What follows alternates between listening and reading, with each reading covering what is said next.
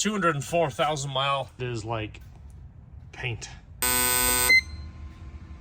These are just riveted on.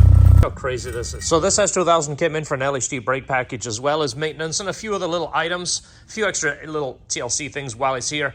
And then later in the video, we have a car that came in for a Misfire code. This is something we're going to kind of share with you and share what to look for if you have a Misfire. This is one of those things, never even talked about it, never mentioned it. But I'm thinking we might do a little bit of TLC on those and brighten those up. This is a 2009 S2000. This was the last year it was available. This is basically our LHT brake package, and he wants us to look it over. A few of the things it's going to need. Obviously, brake fluid flush is pretty bad. Clutch flush is on the list. This is very common. We've shown you this a million times. Coolant flush, engine oil, trans, diff.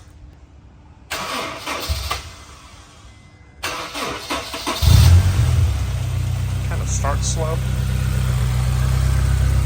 Battery says 5 of 21. More than likely the starter. We didn't get to show it on film, but when it started it this morning, just a minute ago, the starter was hanging up, which is pretty common. So it could need a starter. It's a little loose. A little bit of an oil leak. Sounds like an exhaust tip.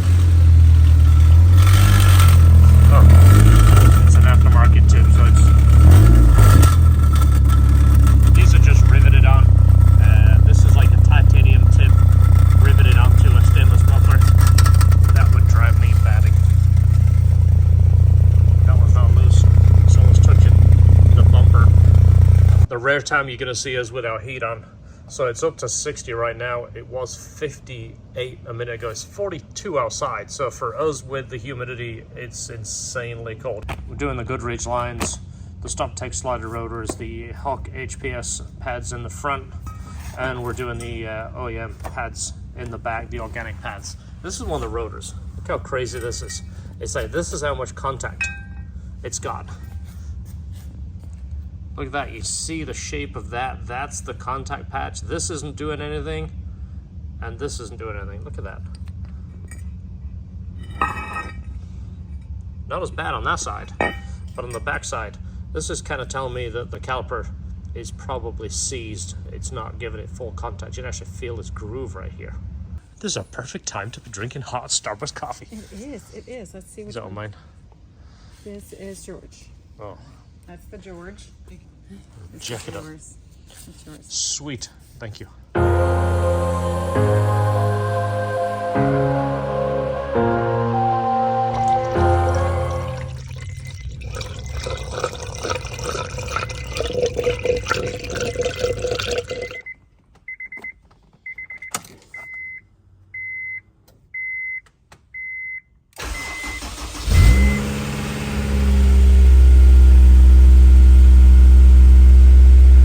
This one is done. Customer is on his way.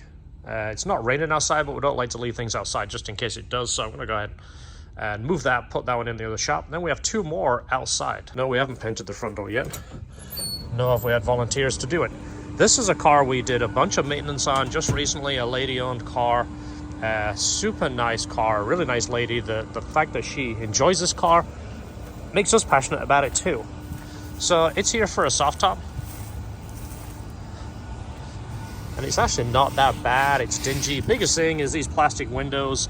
The reason it's a plastic window is it kind of folds here. You can almost see a line in this. This is where it folds. When you put the glass one in there, the glass is a shorter piece because it folds above the glass. But that will look so much better and obviously much clearer when you're in the car. It almost looks like fog when you're looking behind you. Check this one out first. This is what the glass back window looks like, by the way. It's a non-OEM top, but you can kind of see the difference. This car is here for some misfire issues. He's done some of the diagnosing himself, so I'm going to kind of share with you what we do and how we approach this. He's had 2 sets of spark plugs put in. He's had the dealership do a valve adjustment, I think twice. But whenever you're looking at this, we always look at it like a blank slate. We're going to go over everything. We're not going to say, okay, well, the valve adjustment's done, let's just skip it. Chances are, not to be mean to you dealership guys, but the dealership guys don't see these cars anymore, so it's like a brand new model to them. They're not used to seeing it. We're used to seeing it. I got 4 here right now. We're going to do a valve adjustment. We're going to check the spark plugs, look at them, gap them, make sure they're nice.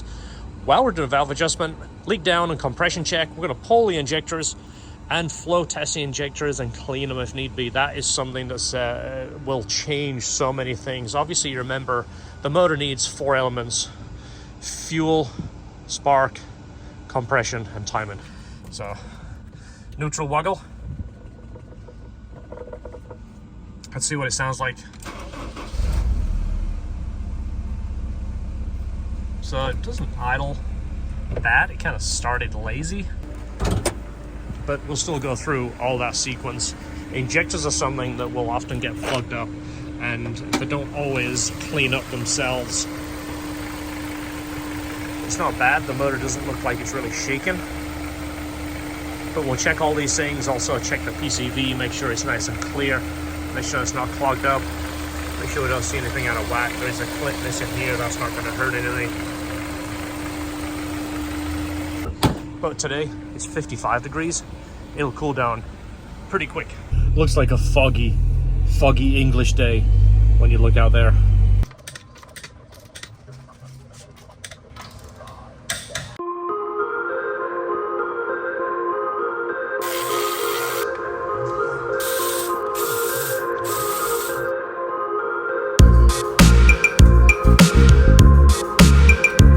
This bike with is 30 years old.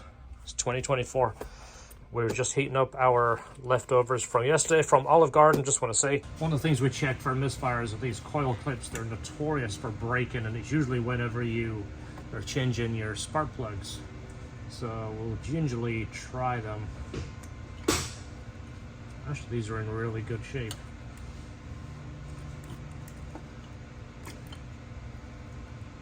These actually are replaced. I can see how they've got the real flat texture plastic. These are actually new clips. I'll have to check with him. He might have already done them. They're too good to have not been done. But we sell the clips in the store. We also have the injector clips as well as the cam sensor clips. Again, it's just age, it's plastic, it's heat. They break and then they fall off, and that will cause a misfire. Let me check this one right here. This one looks in good shape. It's not new, but it's not damaged. So based on past experience, these cars are very sensitive to the valve adjustment. We often see they're coming loose, but tight is actually worse, believe it or not. Tight valves will cause a misfire. Also cause a burnt valve. He said he's already done AP2 retainers and keepers, and he's had 2 valve adjustments. So I'm going to go ahead and bring it up to number 1 and show you where it's at. Be interesting to see how close it is. All right, so the official Honda book here is, I've put this as notes, but it's 8 to 10 on the intake, 10 to 11 on the exhaust, and it's going to show you how to position it for each cylinder. More critical on the intake, but I would never go to the lowest numbers. On a performance car, turbo supercharger, I'd usually go 10 and 11. Always stay on the higher side. I'm going to show you, the exhaust first. So this is showing 10 to 11. So I'm going to try the 11. I would typically always go on the higher side. That's not going in. It's not going in. This is going to be my intake side, but let me try it on the exhaust.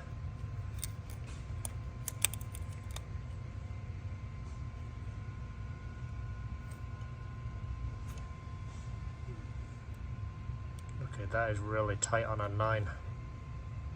That's too tight. So the exhaust are way under.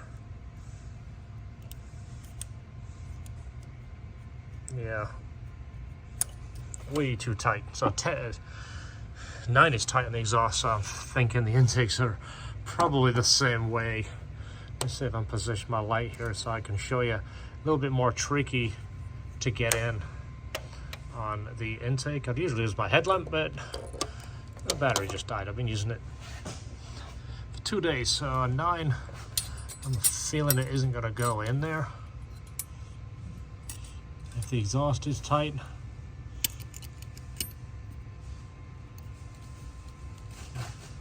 Yeah, there's no way it's going in there. So this is probably the issue with the car. I'm gonna go through and do the valve adjustment. This is our results right here. So intake and exhaust, both tight. Intake and exhaust, both tight. These intakes tight, exhaust okay, intake tight, exhaust okay. When I say okay, they were on the tighter side. I went over them, but they were acceptable. So I think that was the issue.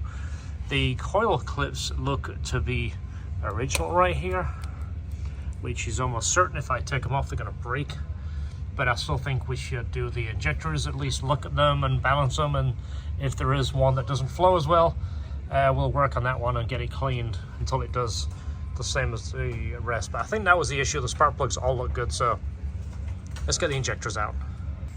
Alright, so we've numbered those. I'm going to take them apart and clean them first, just kind of clean the outside. This isn't going to hurt anything. It's something that builds up in the intake manifold, but whenever you take it apart and disturb it, it becomes loose and it will end up going inside there. So while you have this out, clean them really good and change any O-rings or seals that you need to. Let's put them in the machine.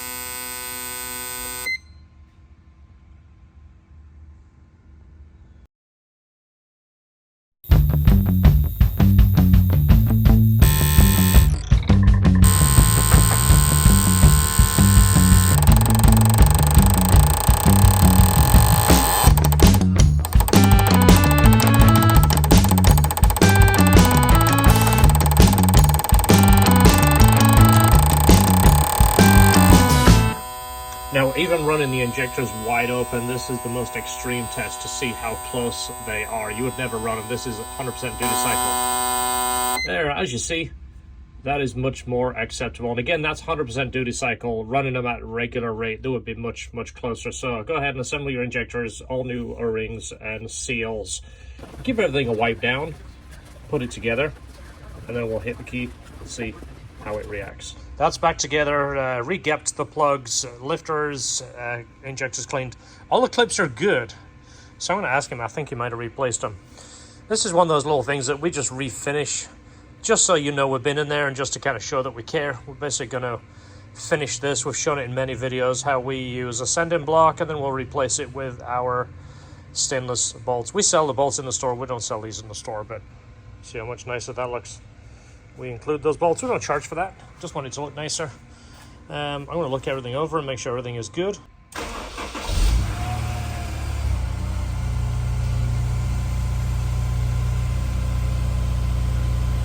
If the car is a 99, it's not on that side, it's on this side. It sounds nice and smooth. I'll take a listen to the tailpipe here. That's what the exhaust should sound like. It should sound basically like a semi-smooth stream. It shouldn't be pop, pop, pop, pop, pop, pop. And also with a little bit of condensation right here, when you watch it pop, you'll essentially see, like, it looks like a gap, looks like an air pocket will pop out of it. So it's actually a good demonstration right now.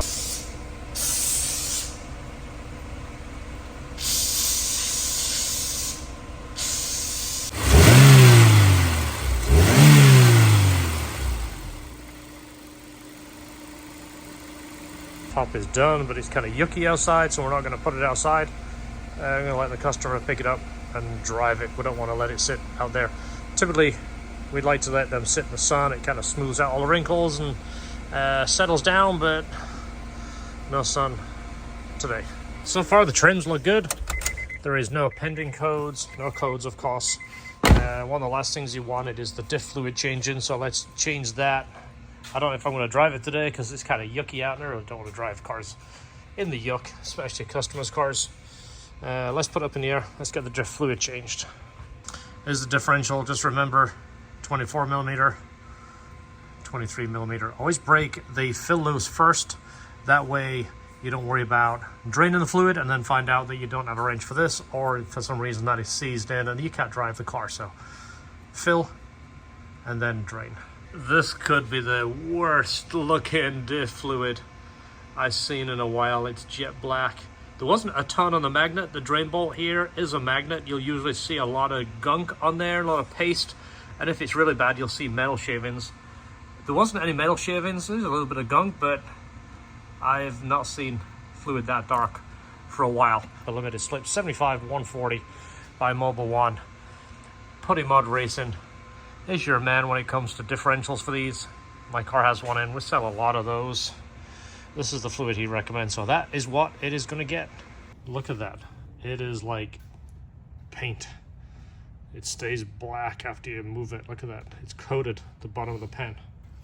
All right, so I think I'm going to be able to give him some good news. It didn't really need a whole lot, so everything else checks out. Compression and leak down is good. You want to have these numbers, you know, kind of close. You're never going to see, you know, massive differences. You don't want to see 205 to 240. That tells you there's a difference. Every compression gauge reads a little different. You want to try and be within, you know, 10 psi. So I'm actually pretty happy with these results. Valve adjustment, I can't stress this enough. Do it right. Do it by, you know, the book. Do it exactly the way Honda tell you. Do it on the looser spec. Don't go for a super quiet sewing machine, tight, quiet motor. That's not doing you any favors. You will burn valves and damage valve seats. I see it all the time. Do it yourself if you can. If not, take it to a shop that has done a ton of these. You don't want to learn and guess on somebody's car. Tomorrow we have a Civic Type R coming in. So just a moment, you're going to see a Civic Type R for springs and an exhaust. That definitely looks better low. At least when you use it as a comparison against the last one we did the exhaust mod on. I'll do the same thing. I'll stand back here. I'll get it to rev it.